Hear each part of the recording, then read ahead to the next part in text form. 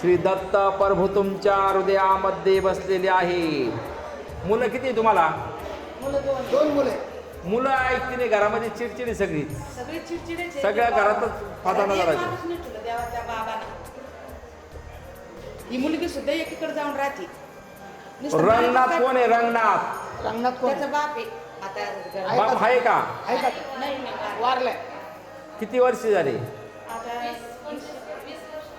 तुम्ही भरपूर ठिकाणी दाखवलं, करणे बाधा केलेली सांगितलं, खाऊ घातलेलं सांगितलं, मुदतीवरलं सांगितलं, आलं का लक्षात? पण सगळ्यात महत्त्वाचं म्हणजे घरामध्ये गुप्त शक्ती आहे. ती शक्ती अशी आहे, मनामध्ये प्रवेश करून निगेटिव्ह विचार करायला लावते सारखी, आत्महत्येची. हा तुम्हाला जास्त प्रॉब्लेम येतोय. लय लय लय पार मराठी बारी. आत्महत्यारूपी विचार मनामध्ये येत असतात.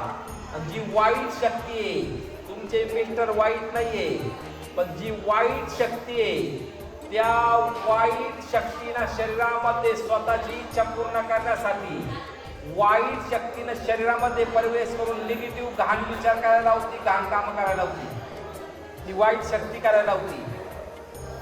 दत्तकृपा होईल, वाईट शक्ती पूर्णपणे नष्ट होईल. मित्रांची शक्ती ती, घरातले वाद पूर्णपणे बंद होती. दत्तधाम सरकार की